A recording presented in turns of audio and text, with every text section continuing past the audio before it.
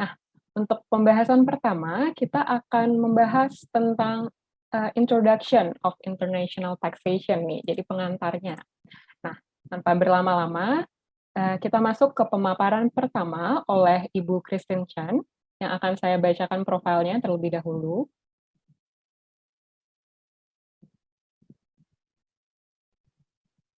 Ya.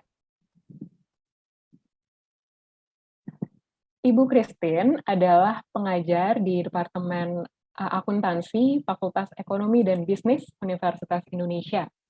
Ia adalah penerima Australia Development Scholarship dan menerima gelar Master of International Tax dari University of Sydney pada tahun 2006 dan sarjana akuntansi dari FEUI pada tahun 2000. Sebelum menjadi dosen UI, Ibu Christine bergabung dengan KPMG Jakarta di Divisi Konsultasi Pajak.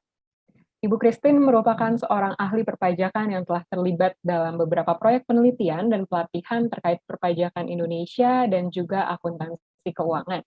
Ia juga aktif terlibat dalam IAI dan juga anggota Dewan Sertifikasi Akuntan Profesional. Ibu Christine saat ini menjabat sebagai koordinator Tax Education and Research Center FEBUI sejak Juli 2018 dan juga anggota Komite Audit di PT Pupuk Indonesia sejak November 2020. Ya. Baik, langsung saja kepada Ibu Christine, saya persilahkan untuk memaparkan materinya, Bu. Oke, terima kasih Josephine atas waktunya. Bapak Ibu, apakah suara saya terdengar dengan jelas? Suara saya terdengar nggak, Josephine? Jelas, Ibu. Jelas ya? Ya. Oke, baik. Halo Bapak Ibu semuanya, teman-teman, dan juga mungkin ini ada adik mahasiswa yang hadir di sore hari ini ya, hampir 300 orang yang hadir di sini. Selamat sore, semoga sekalian semuanya dan kita semua di sini semua sehat-sehat dan bahagia semuanya. Oke, hari ini saya akan memaparkan hal yang simpel-simpel aja, yaitu tentang basic konsep dari international taxation. Izin untuk share screen.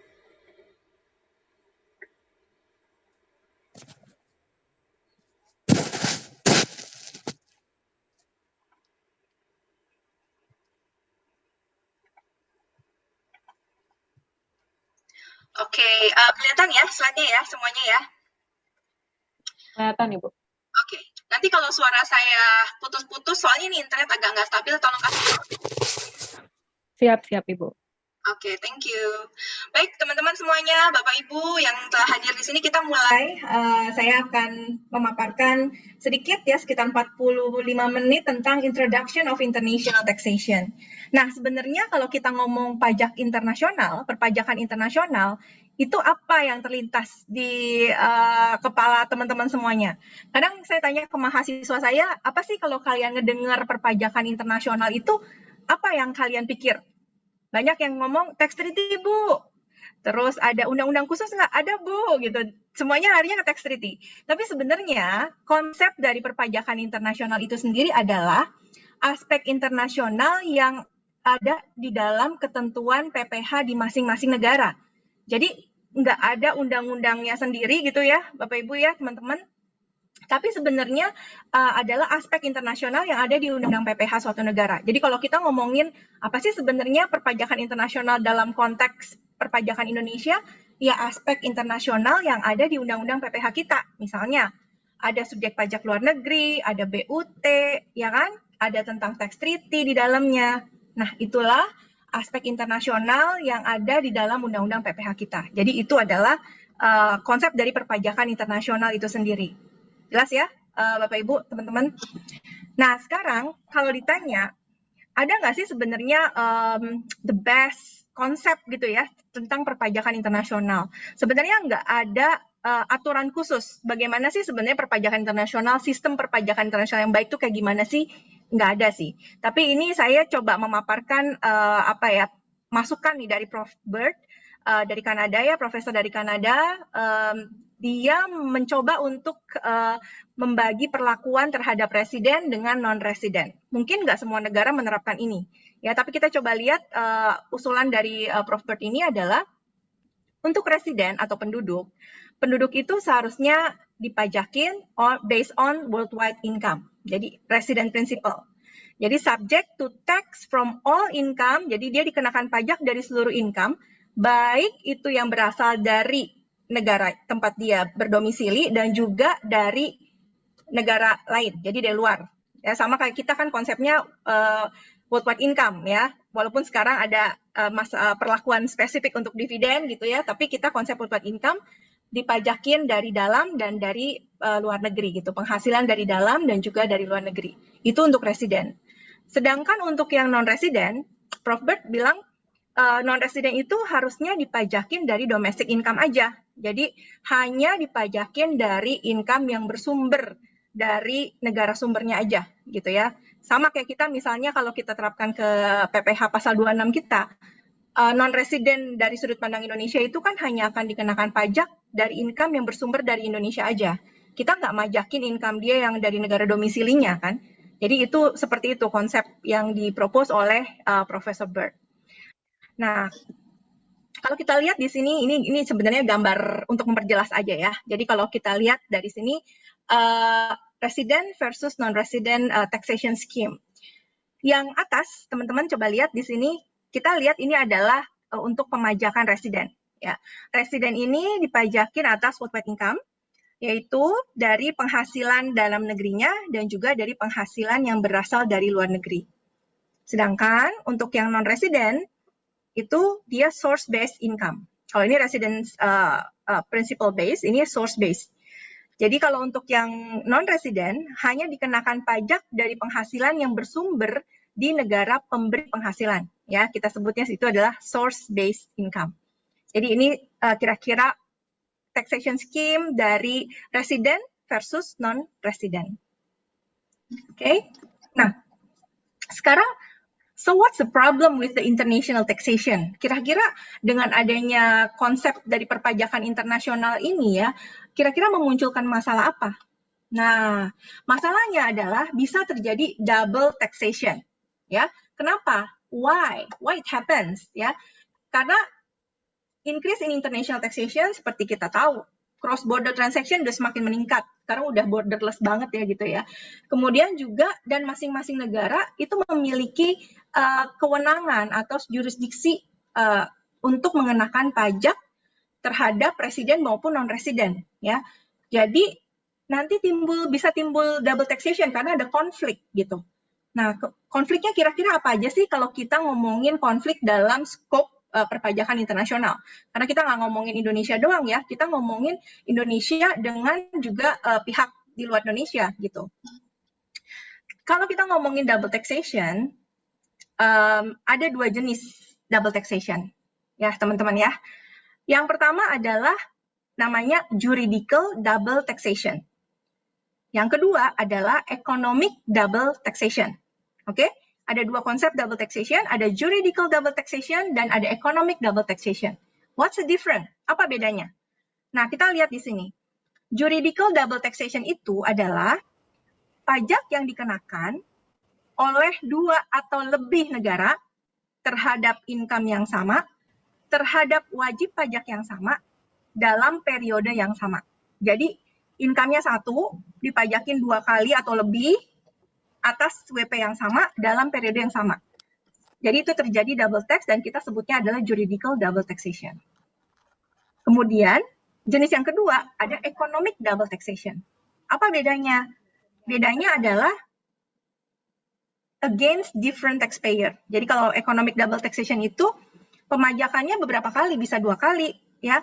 Terus udah gitu atas income yang sama, tapi atas taxpayer yang berbeda dalam periode yang sama. Jadi kalau kita lihat keywordnya di sini bedanya apa sih juridical sama economic? Bedanya adalah juridical itu di taxpayer yang sama, economic double taxation taxpayer-nya berbeda. Kita coba cek gambar ini ya. Ini yang pertama untuk menjelaskan juridical double taxation. Oke? Nah, ceritanya nih si PT Mr. Y kasih pinjaman ke PTX ya. Mr. Y kasih pinjaman ke PTX and then PTX bayar bunga ke Mr. Y. Dari sudut pandang negara S, negara sumber, si negara sumber ini mengenakan pajak atas penghasilan bunga yang dibayarkan dari PT X ke Mr. Y. Ya, karena kan ini territorial income, jadi source based income, dia mengenakan pajak atas ini. Tanya bini, atau apa bini S2? Nah, ini gimana nanti bayaran? Tolong di silent ya, Bapak Ibu ya. Oke.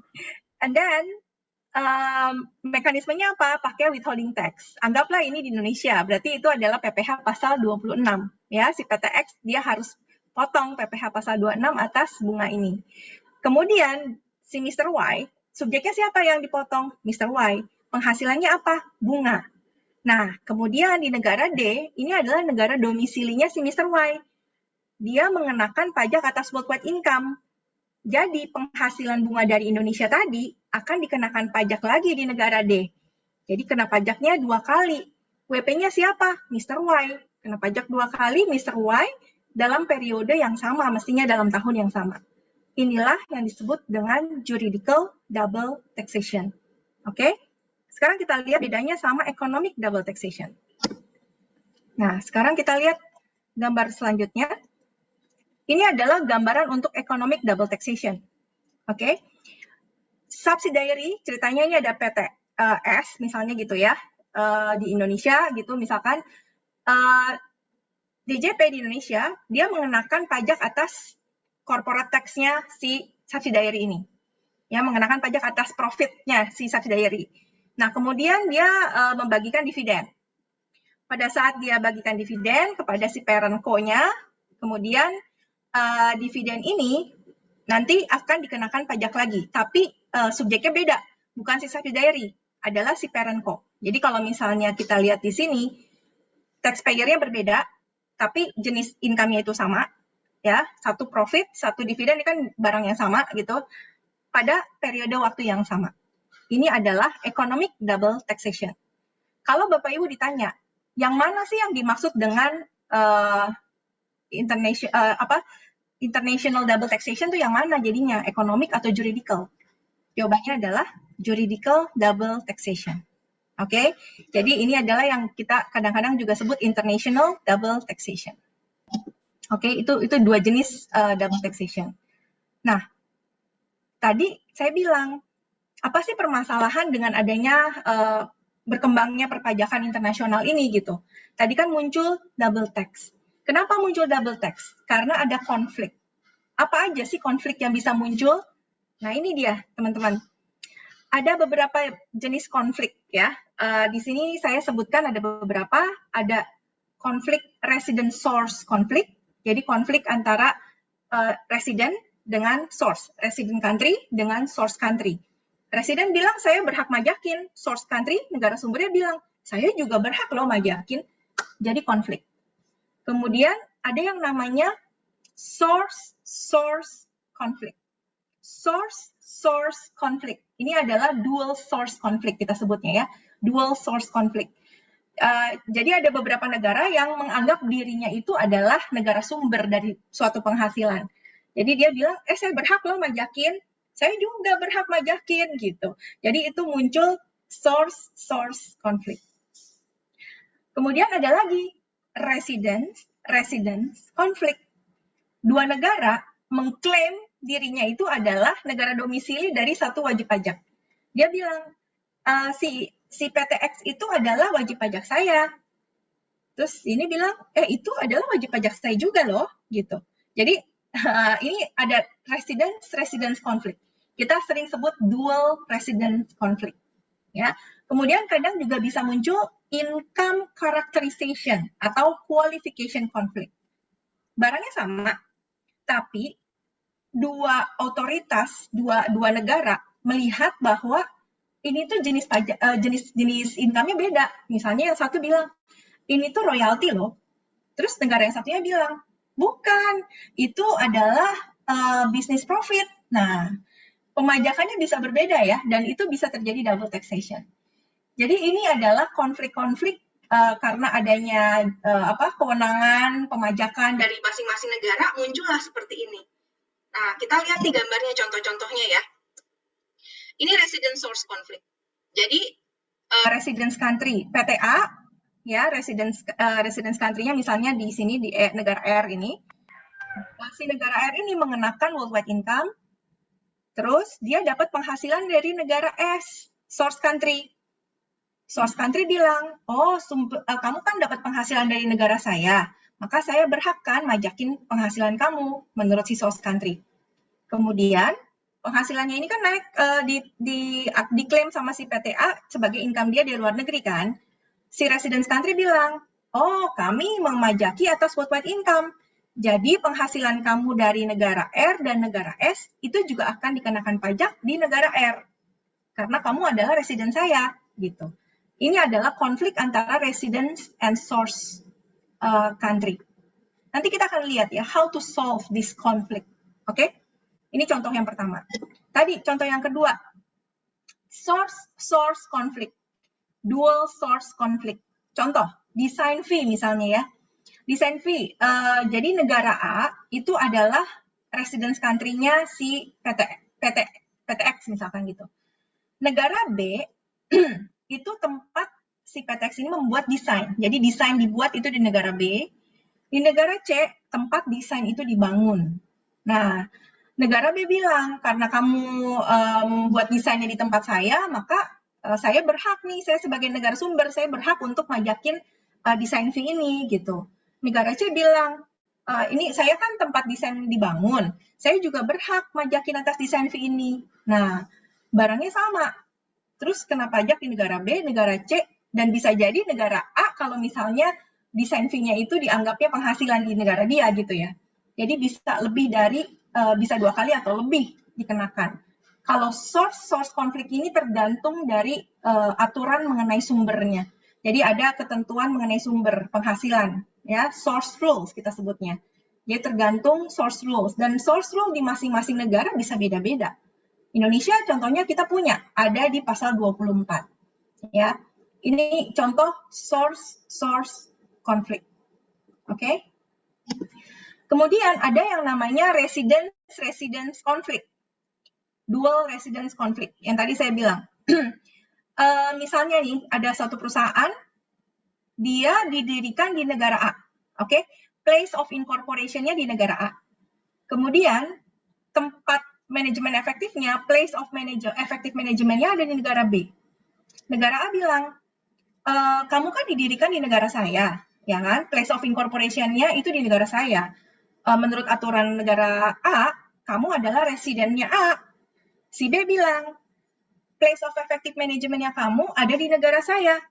Berdasarkan aturan domestik kita, maka kamu adalah residennya saya. Jadi ada 2 negara yang mengklaim satu perusahaan ini adalah residen di 2 negara ini. Nah, itu adalah resident-resident conflict. Dual resident conflict. How to solve it? Nah, kita akan lihat bagaimana mengatasi ini. Ini dia adalah, teman-teman kalau lihat, how to tiebreaker it. Nah, ada istilahnya tiebreaker rule. Pernah dengar? Mungkin sebagian dari teman-teman pernah dengar ya. Tiebreaker rule. Aturan untuk apa tuh? Melepas ikatan ya, tiebreaker rule. Tiebreaker rule ini adalah cara untuk mengatasi apa? Dual residence conflict yang tadi ini nih. Dual residence ya. Gimana caranya? Kalau 2 negara ini, sebentar. Ya. Kalau antara negara A sama negara B ada tax treaty, bisa diatasin dengan ini. Dual residence conflict antara negara A sama B ini bisa diatasin dengan melihat tax treaty antara A dan B. Lihat di aturan mengenai residen, biasanya di artikel 4. Ya, kalau teman-teman baca tax treaty, kalau misalnya belum pernah lihat tax treaty, bisa googling aja ya. Tax treaty efektif di Indonesia gitu, googling. Lihat nanti isinya apaan sih tax treaty? Oh, kayak undang-undang, ada pasal 1, pasal 2, pasal 3 gitu. Nanti kita akan ngomong tax treaty di belakang. Nah, di pasal 4 itu biasanya tentang residen. Ya. Di situ diatur kalau misalnya terjadi dual residence conflict, maka cara ngatasinnya adalah seperti ini. Misalnya di tax treaty-nya dibilang kalau misalnya subjeknya itu adalah badan, maka dia menjadi residen di tempat place of effective management, misalnya. Berarti kalau misalnya di tax treaty-nya bilangnya kayak begitu, maka di mana nih dia residennya seharusnya kalau pakai tax treaty? Di country B. Selesai masalahnya. Gitu. Yang jadi masalah adalah kalau seandainya country A sama country B ini nggak punya tax treaty. Ya udah, kena pajak di dua negara jadinya. Karena nggak ada mekanisme bagaimana solve it gitu. Kita nggak ada treaty kok, kita nggak ada perjanjian. Jadi nggak bisa. Ya udah masing-masing negara memberlakukan ketentuan domestiknya masing-masing. Itulah pentingnya ada tax treaty. Ya, oke. Kemudian kalau misalnya tadi ada masalah resident source conflict, itu yang paling gampang sebenarnya. Yang paling gampang diatasin itu resident source conflict. Karena apa? Walaupun ada ataupun tidak ada tax treaty, sebenarnya itu bisa diatasin gitu. Kalau misalnya kayak kita di Indonesia, gimana sih cara mengatasinya? Kita lihat pasal 24. Kita punya metode yang namanya kredit pajak, ya kan? Kredit pajak. Siapa yang memberikan relief? Residence country atau source country?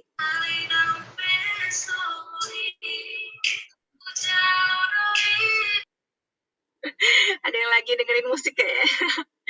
Ya, siapa yang berhak untuk memberikan relief? Bapak Ibu, teman-teman. Yang berhak memberikan relief dari double taxation adalah residence country. Ya, negara domisili kita. Oke? Jadi kalau misalnya kita di PPh 24 kita pakai metodenya credit method. Ada di beberapa negara mungkin yang pakai deduction method. Artinya apa? Pajak yang sudah dibayarin di negara lainnya itu bisa dijadikan sebagai expense, deduction, ya, mengurangi penghasilan. Atau ada juga yang pakai metodenya exemption. Exemption artinya apa? Penghasilan yang dari luar negeri itu tidak dikenakan pajak lagi di negara domisili, exempted. Jadi sama sekali nggak kena pajak, jadi nggak bakal ada double taxation. Yang ketiga adalah credit method. Pajak yang sudah dibayarkan di luar negeri itu bisa dijadikan kredit pajak di negara domisili, gitu, ya. Jadi pajak yang sudah dibayarkan ataupun dipotong di negara sumber bisa dijadikan sebagai kredit pajak. Nah, untuk Indonesia, kita menganut kredit pajak. Diterapkan di mana? Diterapkannya adanya di PPh pasal 24. Ya, kalau di tax treaty juga diatur di pasal 23 biasanya, gitu. Dan tadi masalah tiebreaker rule untuk mengatasi dual residence itu ada di pasal 4 biasanya tentang resident, tentang penduduk. Ya, jadi kalau misalnya ada yang penasaran mau lihat tax treaty, nanti habis training googling aja, atau sekarang juga bisa googling kayak gimana sih tax treaty gitu ya. Mungkin ada yang belum pernah lihat, ada yang belum pernah baca gitu ya. Nah, simple sebenarnya tax treaty itu nanti kayak undang-undang aja gitu ya. Oke, jadi saya coba recap ya. Jadi kita tadi udah membahas tentang konsep dasar dari perpajakan internasional.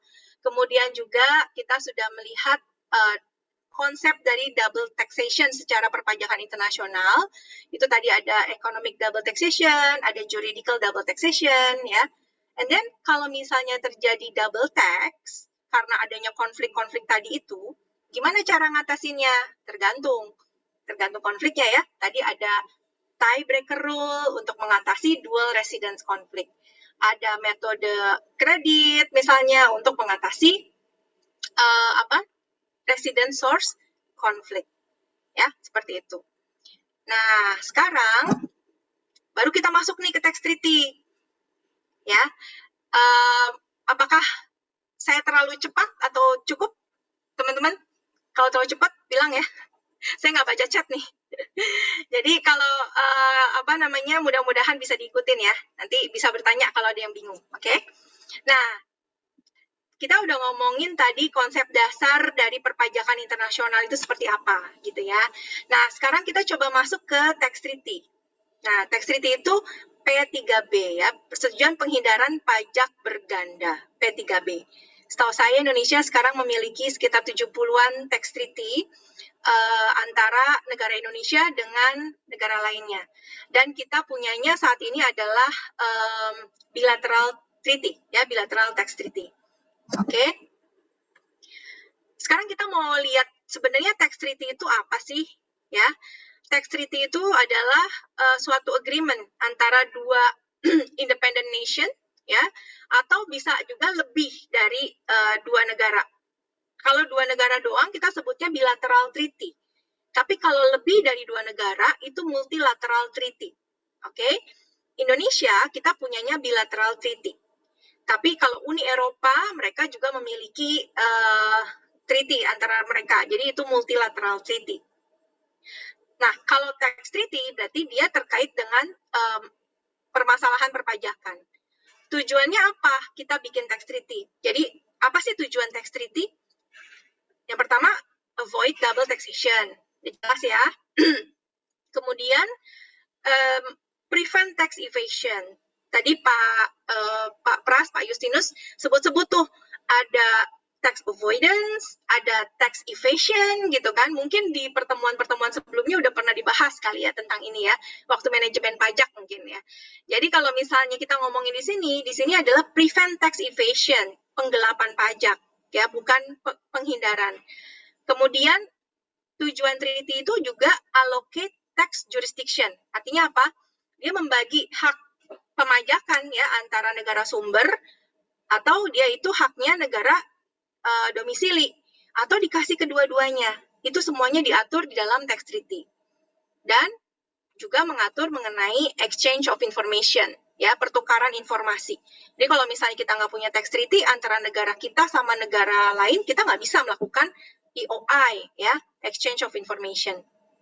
Nah, sebenarnya ada satu hal yang penting yang perlu teman-teman ingat nih, bahwa tax treaty does not impose tax. Artinya apa? Tax treaty itu tidak memajaki, ya. Artinya apa? Artinya misalnya gini, ceritanya nih, Indonesia di undang-undang kita adalah bilang, dividen itu bukan objek pajak ya, di undang-undang domestik kita nih, bilangnya kan misalnya, dividen bukan objek pajak, oke? Terus di tax treaty bilang, tax treaty antara negara Indonesia sama negara A misalnya, bilang, Indonesia berhak memajaki atas dividen dengan tarif, misalkan maksimal adalah 10% gitu. Di tax treaty-nya bilang kayak gitu. Tapi tax treaty secara domestik itu bukan objek pajak misalnya gitu. Nah, pertanyaannya adalah kedudukan tax treaty kayak gimana nih? Tadi si Mbak Yosefin di awal menyinggung juga tentang kedudukan tax treaty di Indonesia tuh kayak gimana ya? Nah, kedudukan tax treaty itu di kita adalah hukum yang khusus ya. Lex specialis. Lex specialis derogat legi generali, ya. Jadi memang dia lebih unggul kedudukannya dibanding domestik sebenarnya. Tapi ingat, tax treaty does not impose tax. Artinya, walaupun si tax treaty itu memberikan hak pemajakan kepada negara Indonesia untuk majakin dividen, yes, you can tax at 10%, for example. Tapi karena undang-undang kita bilang dividen itu it's not objek loh ya, itu bukan objek. Jadi tax treaty nggak bisa membuat kita akhirnya majakin dividen itu. Tetap kita harus refer dulu ke undang-undang kita, ini objek pajak apa bukan? Oke, objek. Kalau kayak gitu bisa nggak diterapin tarif tax treaty? Kayak gitu ya. Jadi bukan berarti undang-undang bilang bukan objek, tapi kan tax treaty lex specialis. Kita dikasih hak nih buat majakin. Ya udah kita pajakin aja. Nggak kayak gitu. Tax treaty does not impose tax. Hanya membagi hak pemajakan. Oke? Itu ya, tolong diingat. And then, selanjutnya, ada apa aja sih di dalam tax treaty? Ya, nah nih, buat teman-teman yang belum pernah baca tax treaty ya, tax treaty itu bentuknya kayak begini. Isinya ada pasal-pasal gitu. Ada applicable articles ya, kayak pasal mengenai applicability, tax cover, dan sebagainya. Dan juga, kemudian ada juga definisi, ya, general definition, mengenai penduduk, residence itu apaan, mengenai PI itu apa aja yang dimaksud dengan PI. PI itu BUT, bentuk usaha tetap, ya. Kemudian juga tentang anti-avoidance provision, untuk di sini ada artikel 9, biasanya kaitannya sama nanti pihak yang berelasi, ya, berhubungan istimewa, tentang exchange of information, kemudian tentang elimination double taxation, dan aturan-aturan lain gitu. tentang mutual agreement prosedur misalnya, tentang non-discrimination rules misalkan, kayak gitu ya. Nah, ini adalah isi dari dalam tax treaty. Jadi kayak kita baca peraturan sebenarnya gitu. Oke. Kemudian di tax treaty itu juga ada yang namanya distributive articles. Apa artinya maksudnya distributive articles? Ingat nggak tadi saya bilang, tax treaty itu salah satu tujuannya adalah untuk membagi hak pemajakan. Ingat ya, allocate the tax, itu di mana gitu. Dia hak pemajakannya ada di negara sumber, apakah ada di negara domisili, atau dikasih buat dua-duanya. Nah, nanti teman-teman kalau baca tax treaty, ada istilah shall be taxable only. Hanya dikenakan pajak di mana? Kalau ada kata-kata shall be taxable only, artinya hak pemajakannya cuma dikasih di satu negara. Apakah itu negara sumber ataukah negara domisili? Harus dibaca tax treaty-nya. Tapi ada kata-kata satu lagi, may be tax. Ya, jadi ada dua terminologi nih terkait distributive rule dalam tax treaty. Shall be taxable only dan ada may be tax. Kalau kata-katanya tadi shall be taxable only, maka hanya diberikan hak pemajakan di satu negara aja. Tapi kalau kata-katanya may be tax, itu artinya hak pemajakannya dikasih ke dua negara. Baik itu resident maupun itu source. Dan biasanya kalau source country ada pembatasan rate ya untuk passive income. Nah, ini adalah beberapa jenis income yang ada diatur di dalam tax treaty. Ya, misalnya terkait dengan immovable property, business profit, dividend, interest, royalty, ya, independent personal service, dependent personal service, gitu ya. Jadi tergantung tax treaty-nya sebenarnya, jadi nggak bisa jadiin ini patokan ya, saya ini ngambil dari model treaty aja. Tapi kalau misalnya teman-teman di lapangan ketemu kasus, harus lihat di tax treaty yang bersangkutan. Karena apa? Tadi saya bilang, tax treaty kita itu adalah bilateral. Bilateral artinya apa? Negosiasi antara Indonesia dengan negara tersebut. Nggak bisa kasusnya itu dengan negara Singapura, kita lihatnya punya Amerika. Nggak bisa kayak gitu, beda isinya. Jelas ya? Jadi harus dilihat di masing-masing tax treaty. Oke?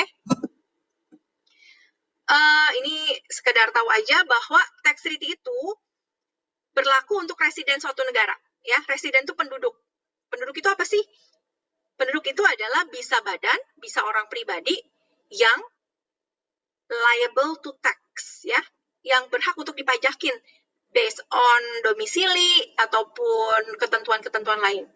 Jadi dia yang berhak untuk memanfaatkan ini adalah residen, ya, residen penduduk. Oke? Nah, ini penting nih. Perhatikan, ya. Ini adalah step-step, ya, the 5 steps kita menerapkan tax treaty. Ingat apa aja? Yang pertama, does the treaty apply?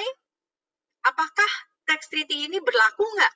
Kita mesti cek itu dulu, jangan langsung, oh ini ada kasus tentang bunga, oke, kita langsung lihat aja ke artikel mengenai bunga. No, nggak kayak gitu ya teman-teman ya. Pertama lihat dulu, ini tuh relevan nggak? Berlaku nggak nih kasus tax treaty ini? Skopnya kita lihat, apakah ini yang terlibat dalam transaksi itu persons covered, atau artinya dia itu resident kan salah satu negara itu nggak? Kalau ternyata dia bukan residen salah satu negara, nggak bisa dong kita refer ke tax treaty itu, gitu ya. Kemudian ini kita ngomongin apa nih tax covered-nya? Kita ngomongin apa? Kalau tax treaty biasanya itu kita ngomongin tentang PPH atau tax on capital ya biasanya ya. Kita nggak ngomongin tentang PPN biasakan dalam tax treaty itu biasanya PPH pajak penghasilan biasanya relatednya. Kalau kita ngomongin ini tentang PPN, ya kita jangan lihat di tax treaty, kayak gitu ya. Itu mesti dicek dulu, tax covered-nya itu apa. Kemudian, states covered. Cakupan negara itu juga mesti dicek. Jadi, misalnya, satu negara itu, misalkan, misalnya satu negara Kanada, misalnya, dia tidak melibatkan negara bagiannya tertentu gitu ya. Nah, Kalau misalnya ternyata yang terlibat dalam kasus ini adalah negara bagian, residen dari negara bagian itu, maka tax treaty ini nggak berlaku. Kayak gitu. Ya, jadi itu mesti dicek juga states-nya, dia itu residen dari mana, apakah yang dikecualikan nggak dalam tax treaty itu, ya mesti dicek. Dan effective date-nya, ini tax treaty masih berlaku nggak, jangan-jangan udah expired, ya udah nggak berlaku, jangan-jangan. Pertama step-nya itu dulu, oke? Nah, kalau udah dicek, oke, udah lewat semuanya nih, berlaku nih. Nah, step yang kedua apa? What is the nature of the income? Di sini kita harus menentukan kasus kita ini yang kita hadapi, income-nya itu jenisnya apa? What is the nature? Ya, apakah itu business profit, ataukah itu bunga, ataukah royalty, atau income yang lain? Nah, ketika kita sudah menentukan, kita baru cari ke artikel yang bersangkutan ya, ke pasal yang bersangkutan yang mengatur nature of income-nya itu. Misalnya tentang bunga. Oke, kita buka tentang bunga. And then, step yang ketiga, kita cek hak pemajakannya dikasihnya ke siapa? Apakah ke negara domisilinya? Apakah ke negara sumber? Atau kedua-duanya? Ingat tadi distributive rules in tax treaty? Ada dua term ya. Yang pertama adalah shall be taxable only atau may be taxed. Nah, Anda lihat di situ, oh dibilang this interest is may be taxed. Ya, maybe tax itu artinya bisa dikenakan pajak di dua negara tuh, di domisili maupun negara sumber. Tergantung nih kita sekarang dari negara apa. Kalau kita negara sumber, ya kita cek ada batasan rate nggak di situ. Nah, terus gimana nih how to apply-nya ini? Nanti saya akan discuss lebih jauh terkait itu. Jelas ya? Jadi kita lihat hak pemajakannya dikasih ke siapa. And then, step yang keempat, kalau ada double taxation, bagaimana nih how to eliminate double taxation? Apakah ini metodenya kredit ataukah exemption misalnya? Lihat di artikel 23 biasakan gitu. Kalau terjadi dispute nih ya, terjadi apa tuh sengketa ya, sengketa pajak internasional, gimana cara ngatasinnya? Ada diatur di tax treaty, teman-teman, yaitu di bagian mutual agreement procedure. Bahasa Indonesianya apa? Prosedur persetujuan bersama. Ya, kita sebutnya MAP lah, MAP, ya, Mutual Agreement Procedure. Itu diatur dalam tax treaty. Jadi kalau misalnya di dua negara ini sengketa, maka kita bisa ngacu ke situ, gitu ya. Oke? Jadi there is 5 steps dalam kita meng-apply tax treaty. Ingat ya. Kemudian saya punya waktu berapa lama lagi, Josephine? Udah habis? Boleh 7 menit lagi, Bu. Udah mau selesai kok. Ya, Ini siap. cuma sedikit-sedikit aja, nanti Pak Sultan yang akan memperdalam. Ya, saya cuma mengantarkan saja. Nah, ini menarik ya tentang taxation of digital economy. Mungkin teman-teman udah dengar digital economy, tadi permasalahannya kayak gini. Tadi Pak Justinus juga udah singgung-singgung ya tentang OECD lah, tentang G20 lah gitu ya. Kemudian sebenarnya apa sih digital economy itu? Nah, itu di definisinya ada di BEPS Action number 1. The result of a transformative process brought by information and communication technology atau ICT, which has made technology cheaper, more powerful, and widely standardized, improving business process and bolstering innovation across all sectors of the economy. Jadi ini adalah definisi dari digital economy. Karena kita tahu semakin berkembangnya ICT, maka berkembang juga digital ekonominya kita. Karakteristiknya apa? Scale without mass. Jadi dia itu bisa ada significant economic presence di suatu negara tanpa dia sendiri ada physical presence. Ngerti ya? Itu yang jadi permasalahan. Selama ini kita dasarnya adalah physical presence. Tapi sebenarnya nggak ada physical presence pun kita punya significant economic presence di situ. And then digital economy ini sangat rely on intellectual property.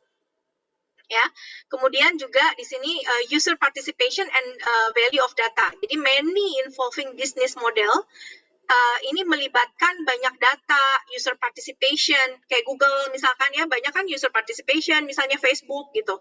Nah, terus user generated content, segala macam. Ini karakteristiknya dari digital economy. Nah, sekarang gimana sih cara majakinnya gitu. Ini kan PR besar nih sampai saat ini, ya kan, masih belum solve until now. Nah, pilihannya adalah apakah kita mau unilateral? Unilateral itu artinya kita nggak peduli deh global konsensus, pokoknya Indonesia kita ngambil sendiri aja kebijakannya, mau majakin kayak gimana nih, nggak peduli tuh OECD kayak gimana, pokoknya Indonesia putusin dulu kita mau majakinnya kayak gimana. Itu adalah unilateral, ya. Jadi tergantung negara yang bersangkutan. Bisa macam-macam nih prakteknya. Ada yang mengenakan equalization levy, diverted profit tax. Ya, kita juga ada ya PPN PMSE ya, PPN. Kemudian ada digital service tax, ya, pernah ada wacana tuh saya dengar-dengar Indonesia apakah mau mengenakan digital service tax gitu ya, berapa persen dari omset misalkan gitu. Tapi belum ya sampai sekarang ya. Nah, ini unilateral. Kemudian yang tadi singgung-singgung sama Pak Justinus di awal, itu adalah global consensus. Kita kan pengennya ini nih, pengennya ada global consensus. Tapi udah mundur-mundur terus ya, harusnya akhir tahun lalu belum berhasil. Ini udah mau pertengahan tahun, juga kayaknya belum sampai ada konsensus gitu ya. Ada yang namanya unified approach, jadi ada pilar 1, ada pilar 2. Di proposal pilar 1 ini OECD mendorong adanya realokasi hak pemajakan atas penghasilan dari digital company yang multinasional itu kepada jurisdiksi pasar agar penghasilan itu tetap bisa dipajakin meskipun tidak ada kehadiran fisik di sini. Let's say Google, dia misalnya nggak ada physical existence di sini, atau Facebook nggak ada physical existence di sini, kita tetap bisa pajakin penghasilan dia misalnya gitu. Itu based on apa? User participation misalnya, atau marketing intangibles, atau significant economic presence. Ya. Pilar yang kedua itu adalah Global Anti-Base Erosion Proposal, GLOBE singkatannya. Nah, di proposal pilar 2 ini terdapat rencana pengenaan tarif pajak korporasi global minimum. Jadi ada alternatif minimum tax ya, untuk mencegah tergerusnya basis pajak akibat adanya base erosion and profit shifting atau BEPS. Mungkin teman-teman suka dengar BEPS. Apa sih BEPS gitu ya? BEPS itu adalah base erosion and profit shifting. Jadi ini perkembangan yang saat ini ada 2 pilar 1, pilar 2 itu adalah untuk global konsensusnya, tapi sampai sekarang kayaknya masih belum conclude ya. Indonesia juga sampai saat ini belum mengeluarkan unilateral approach, sepengetahuan saya. Jadi we still waiting. Oke, dan ini akan nanti mungkin Pak Sultan akan membahas lebih dalam lagi terkait dengan pemajakan digital, gitu ya. Oke, nah ada satu lagi deh ternyata. Ini adalah kelemahannya kalau misalnya Indonesia mengenakan unilateral approach ya, bisa terjadi double tax, misalkan karena kita nggak peduli sama negara lain kan, kita kenain aja pajak di sini, bisa aja penghasilan itu udah kena pajak juga di negara lain, double tax. Terjadi international tax dispute, legal and technical issues, dan kalau misalnya nanti ternyata ada global consensus ya kita mesti cabut itu aturan unilateral. Ya, kira-kira seperti itulah kelemahan kalau kita mengenakan unilateral measures gitu. Oke? Oke, ya, selesai dari saya. Jadi tadi kita udah bahas tentang basic konsep dari international taxation, kemudian kita masuk ke tax treaty, ya. Tadi kita udah lihat di dalam tax treaty itu ada apa aja, kemudian gimana sih cara menerapkan tax treaty, ada 5 step tadi. Kemudian yang terakhir kita singgung sedikit tentang digital economy. Oke, thank you Josephine, dari saya sudah selesai. Saya stop share ya. Terima kasih banyak Ibu Christine untuk paparannya tentang konsep dasar perpajakan internasional. Salah satu kunci tadi ya, tax treaty does not impose tax, tapi hanya membagi hak pemajakan, gitu ya. Dan komprehensif sekali tadi tentang bagaimana sih cara menerapkan tax treaty itu. Gitu.